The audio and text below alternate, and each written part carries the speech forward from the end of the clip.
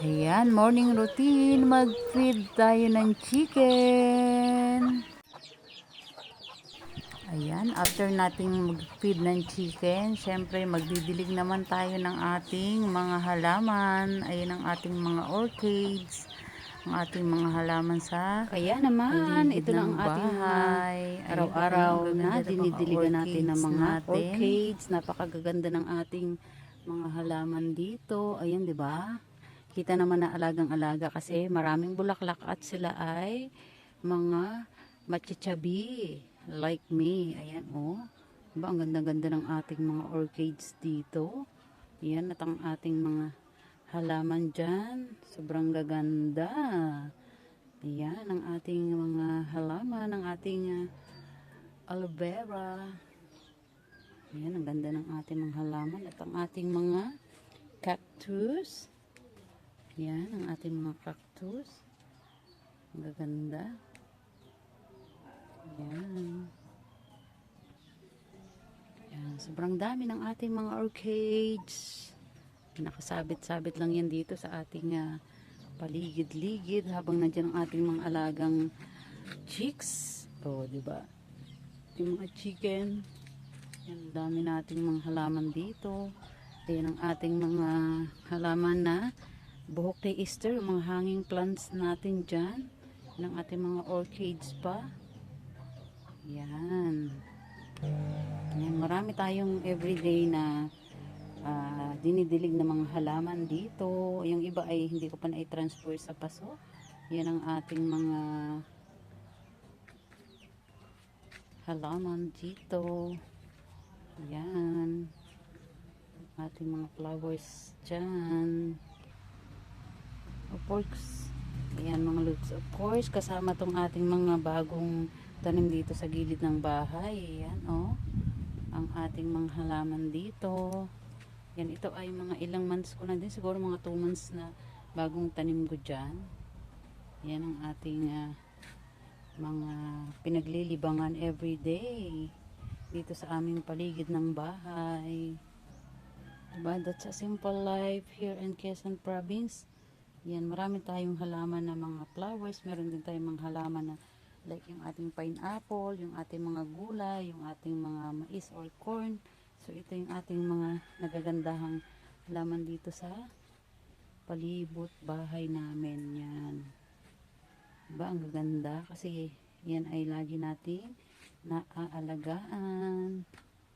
Yan ang ating mga halaman dito.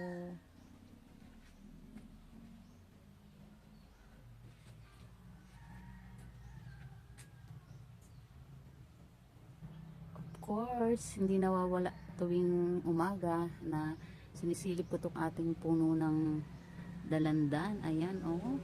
Yan, meron ng sobrang nahihinog na yata. Ayan yung iba. Yan yung ating napakaraming bunga na dalandan. Dami-dami ng bunga, no? Kahit sa baba, napakarami ng kanyang bunga. Ayan, kaya tayo ay forever thankful. Yan, napakarami ng bunga ng ating dalandan. Yan lang ang ating paligid o sa palibot ng bayan, ating mga halaman dyan. Yan. Yan ang ating mga halaman dito. Yan. Ganda ng ating mga halaman. Sa paligid bahay. Ang ganda ng mga flowers natin, no? So, look. Yan, napakaganda ng flowers na ito. Ito ay hindi nawawalan ng bulaklak. Lalo na to. Everyday talaga to may hindi nawawalan ng flowers. Ang sipag-sipag niyang mamulaklak. At lalo ito, oh, ang ganda din ng flowers. Yellow. Ganda. Yan, namumulaklak po ito. Kung mayroon kayo nito, antayin nyo na magbulaklak siya. Yan, namumulaklak, kulay yellow. Of course, kasama rin ang ating sambong. Yan, meron tayong mga tanim dito sa gilid ng bahay. At syempre, yan ang ating lemongrass. Yan, ang ating lemongrass. Marami tayong puno ng lemongrass dito. Ayan pa oh. Ayan, marami tayong lemongrass na puno. Diyan pa. Yung ating mga puno ng lemongrass. Ayan, at meron din dito papaya. Ayan oh. Ayan. Meron ng bunga ang ating papaya dito.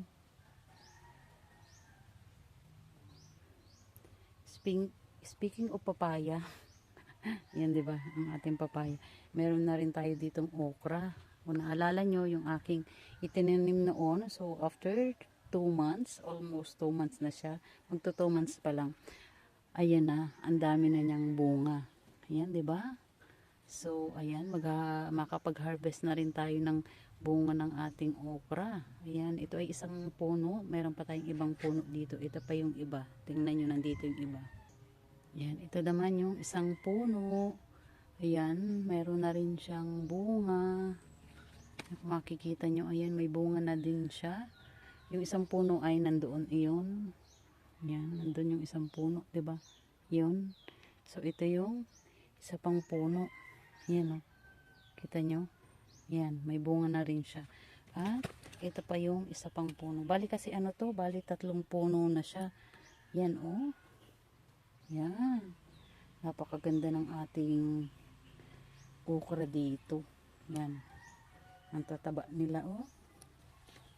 Yan ang ating mga puno ng okra. Almost 2 months pa lang sila. Pero ang tataba. At saka marami silang bunga.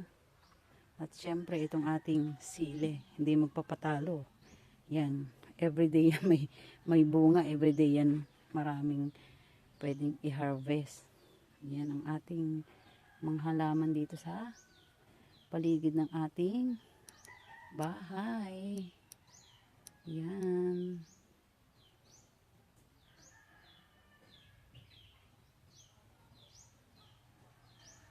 Thank you for watching always. God bless everyone. Buhay probinsya.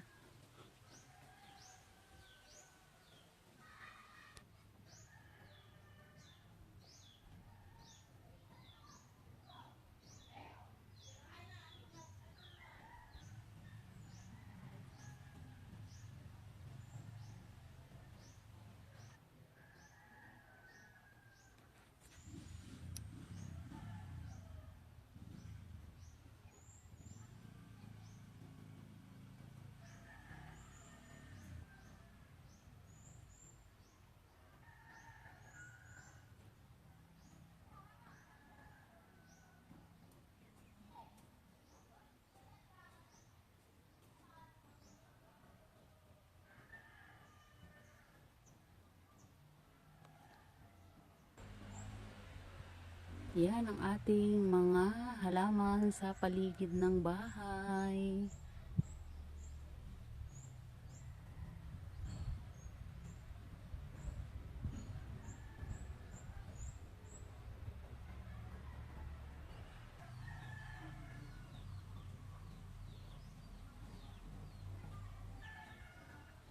Ang ating aloe vera.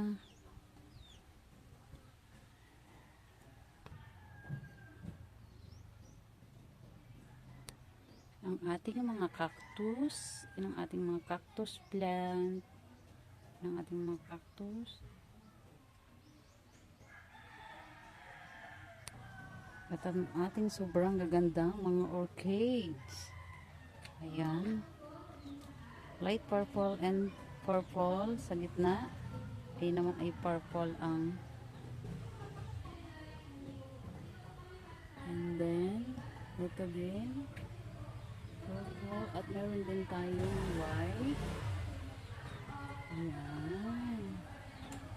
Ganda ng mga orchids.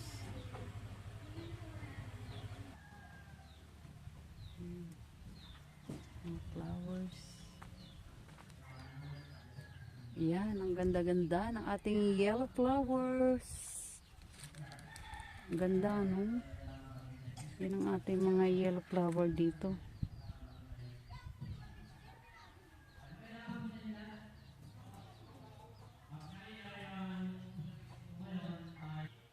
Yan, ang ating red flowers. Ang ganda-ganda oh. Napansin nyo? Ganda. Yan ang mga halaman sa paligid. Bahay. Yan ang ating mga halaman. Yan kasama ang ating puno ng lagikway o agikway. Yan ay sa paligid lang ng bahay natin mga lods, kompleto. May halaman, may gulay. At of course, nandiyan ang ating kalamansi.